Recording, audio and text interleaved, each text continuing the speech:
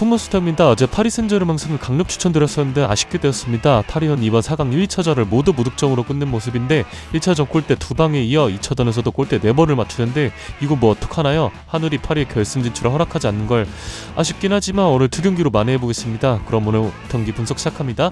첫 번째 경기는 클럽 브리에와 피오렌티나의 유로파 컨퍼런스 4강 2차전 경기입니다. 지난 1차전 결과는 경기 막판 추가 시간에 터진 은졸라의 득점에 힘입어 피오렌티나가 홈에서 귀중한 3대2 승리를 기록했습니다.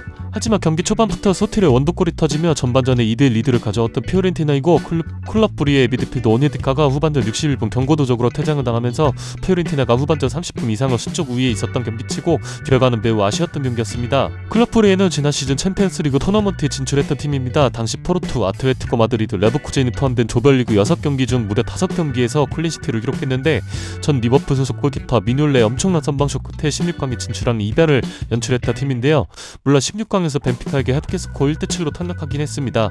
1차전 양상은 홈팀인 피오렌티나가 주도하는 양상이었고 특히 61분 클럽 브리에의 미드필더 오네디카가 퇴장을 당한 이후엔 피오렌티나가 더욱 거세게 몰아붙였습니다. 결과적으로 시종일관 몰아붙였던 피오렌티나가 은졸라의 극적인 득점으로 보상을 받긴 했으나 정작 공격에서 실속은 클럽 브리에가 훨씬 날카로운 모습을 보여주었다고 생각합니다. 피오렌티나는 1차전 선제골을 기록하며 좋은 활약을 보여줬던 리카르도 소틸이 부상을 당하는 교체되는 장면이 있었고 쇄골이 골절되는 부상으로 시즌 아웃됐습니다. 배체자오로는 직전 베로나전에서 좋은 폼을 보여줬던 카스트로빌리가 있지만 이번 시즌을 앞두고 카스트로빌리는 프리시즌에 장기 부상을 당했던 선수인지라 피오렌티나는 유로파 컨퍼런스 리그 선수단 명단을 제출할 때 카스트로빌리를 제외할 수밖에 없었기 때문에 기용할 수 없는 상황입니다. 아마 쿠아메가 왼쪽 윙포드 자리를 대체하게 될 텐데 골 결정력이나 판단력들이 매우 아쉬운 선수이죠.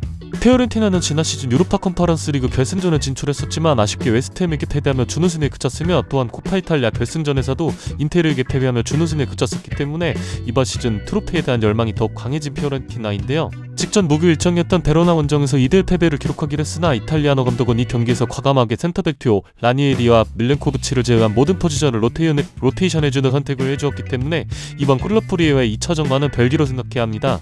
피오렌티나는 무승부가 많긴 하지만 이번 시즌 유로파 컨퍼런스 리그 11번의 경기 중 5승 6무 0패를 기록하며 단 한 번의 패배도 기록하지 않았었다는 점에서 역배당을 받은 피오렌티나의 플러스 0점 핸디캡 승리를 추천드립니다. 두 번째 경기는 레알 마드리드와 바이에른 뮌헨의 챔피언스 리그 4강 2차전 경기입니다. 지난 1차전 결과는 바이에른 뮌헨의 홈 알리안츠 아레나에서 펼쳐졌으며 결과는 2대2 무승부였습니다. 이날 경기에서 김민재 특유의 튀어나가는 수비에 대해 투엘 감독이 경기 직후 비판을 했으며 김민재에 대한 국내 축구 팬들도 여론이 상당히 좋지 않았었는데요.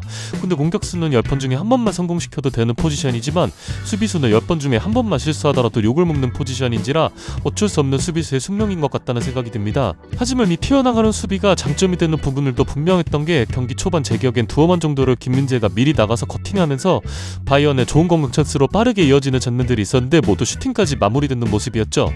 하지만 23분 비니시우스의 선제골 장면이 김민재가 튀어나가려고 할 때 비니시우스는 반대로 뒷공간 침투를 들어갔고 토니 크로스가 그 찰나를 놓치지 않는 좋은 공간 패스를 넣어주면서 레알이 선제골을 기록할 수 있었습니다.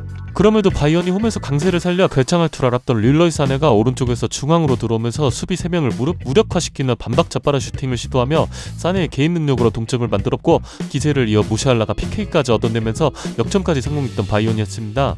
하지만 후반 막바지 80분경에 김민재가 박스 안에서 호드리우에게 파울을 범하면서 PK가 선언되었고 비니시우스가 마무리하면서 1차전은 무승부로 끝나게 되었으며 2차전은 레알 마드리드의 홈인 산티아고 베르나베우에서 펼쳐집니다. 더로트가 부상에서 복귀했습니다. 하지만 투엘 감독 1차전 이어 비판했던 김민재를 다시 옹호하는 발언을 했다는 점에서 2차전 다시 김민재를 선발로 기용할 가능성도 있습니다. 비록 이 실점에 관여하긴 했지만 비니시우스를 상대로 속도 경쟁에서도 밀리지 않는 모습을 보여주며 좋았던 정물도 분명히 많았었거든요. 사실 에릭 다이어가 이런 속도 경쟁에서 느린 발에 대한 약점이 크기 때문에 그 단점을 스피드가 있는 김민재가 보완해줘야 하는 상황인 건데 투엘이 다이어를 기용하는 이유는 이해가 되지만서도 참 이게 애매하다는 생각이 듭니다. 바이에른 뮌헨은 최근 레알 마드리드 원정 7경기에서 0승 2무 5패를 기록하고 있으며 한 가지 재미있는 기록은 안첼로티 감독이 챔피언스 리그에서 바이에른 뮌헨을 상대로 치른 9경기 6승 3무 0패로 단 한 번의 패배도 허용하지 않았다는 점인데요. 레알 마드리드는 이번 바이언과 1,2차전 사이에 있는 리그 일정 레알 소시에다드와 카디스전에서 완전 로테이션을 돌렸지만 모두 승리했고 바르셀로나가 이번 라운드 지로나에게 패배하면서 레알 마드리드는 라리가 일정 4경기를 앞두고 리그 조기 우승을 확정지은 상태입니다.